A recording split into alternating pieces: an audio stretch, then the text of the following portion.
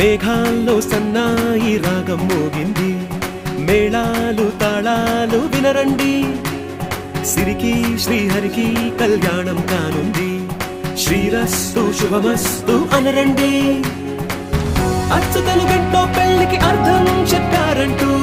మెచ్చదగు ముచ్చట ఇది అని సాక్ష్యం చెబుతామంటూ జనులంతా జై కొట్టేలా జరిపిస్తామండి అందాల కుందనపు బొమ్మవని జత చేరు